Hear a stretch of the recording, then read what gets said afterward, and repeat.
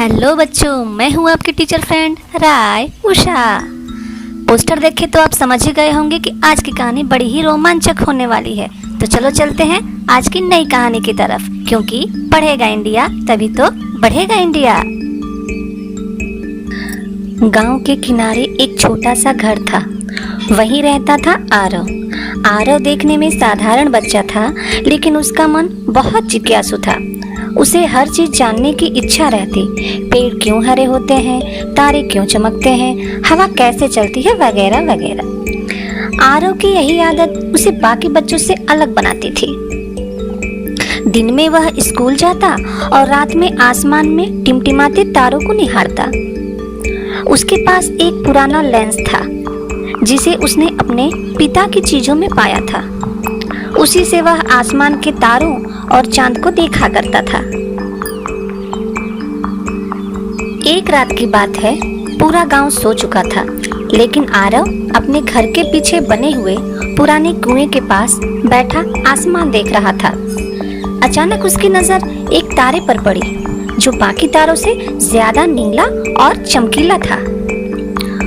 वह तारा जैसे जैसे चमका, कुएं से नीली रोशनी निकलती। आरव चौंका, लेकिन डरने की बजाय उसके मन में रोमांच जगा। वह कुएं के पास झुका और तभी रोशनी ने उसे अपनी ओर खींच लिया।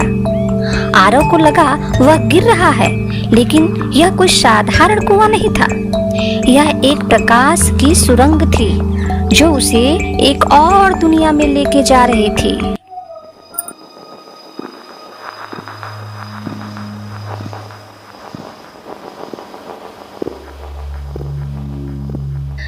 जब उसकी आंखें खुली तो उसने देखा कि वह एक जादुई जगह पर है।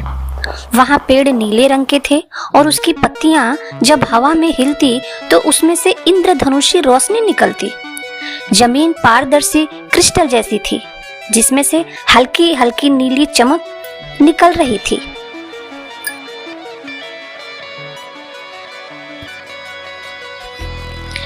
सबसे अद्भुत था आसमान।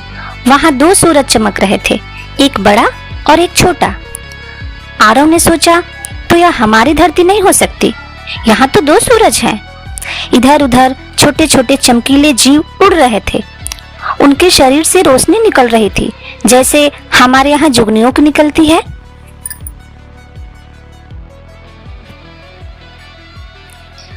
वह चमकीले जीव आरव के पास आकर बोले,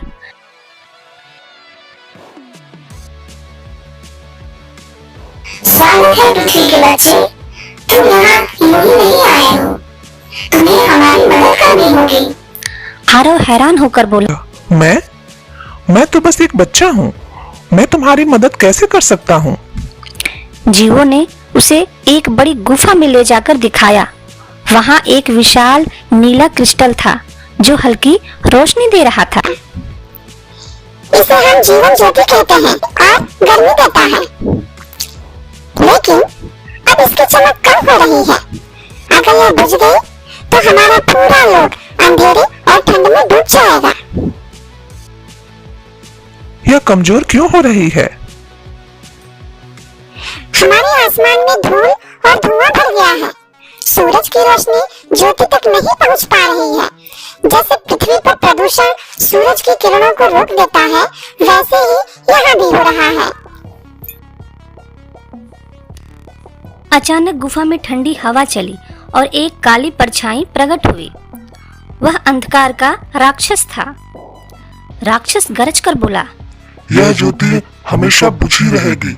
यह लोक मेरा होगा। कोई बच्चा मुझे नहीं रोक सकता। छोटे जीव डरकर छिप गए। आरव का दिल जोर जोर से धड़क रहा था, लेकिन उसने अपनी दादी की कही बात याद की। उसकी दादी ने ये कहा था कि डर को जीतना ही असली हिम्मत है। आरव ने ज्योति को ध्यान से देखा।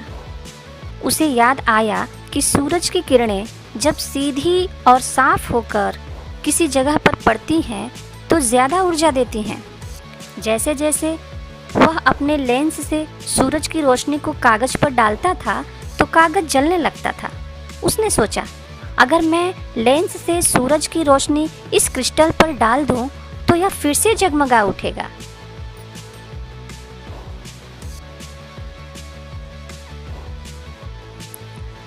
आरव ने जेब से लेंस निकाला और दोनों सूर्यों की किरणों को एक जगह फोकस करके क्रिस्टल पर डाला।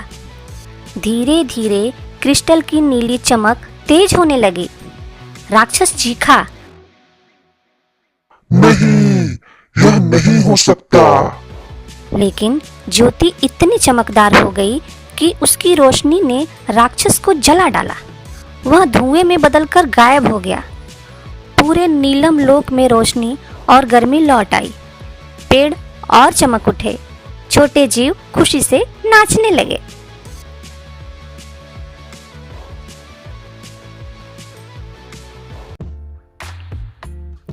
जीव बोले, धन्यवाद आरव, तुमने हमें बचा लिया।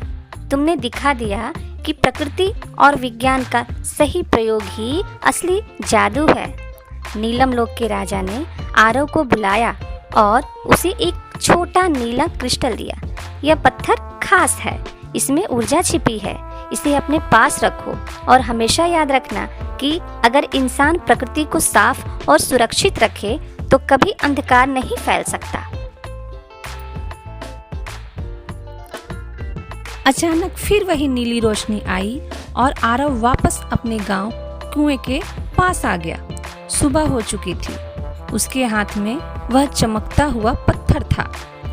अब आरव समझ चुका था कि यह कोई सपना नहीं बल्कि सच्चा अनुभव था।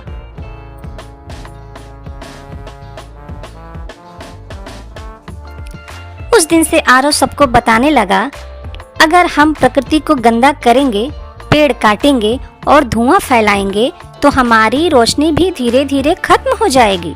लेकिन अगर हम पेड़ों को बचाएंगे, हवा को साफ रखेंगे और विज्ञान का सही उपयोग करेंगे तो हमारी धरती हमेशा चमकती रहेगी। गांव के बच्चे उसकी बातें सुनकर पेड़ लगाने लगे और गांव में सफाई रखने लगे। आरव की बातों से बड़े लोग भी जागरूक हुए और उन्होंने भी बच्चों के कामों में हाथ बटाना शुरू किया। इस तरह आरव ने समझदारी से नीलम लोक को तो बचाया ही, परंतु वहां से आने के बाद अपने गांव के लोगों में प्रकृति के प्रति जागरूकता भी फैलाई। अब उसका गांव सचमुच हरा भरा और चमकदार बन गया है। हाँ, तो कहानी अच्छी लगी हो तो लाइक कीजिए, शेयर कीजिए और कमेंट कीजिए। और हाँ, सब्सक्राइब करना मत भूलिएगा।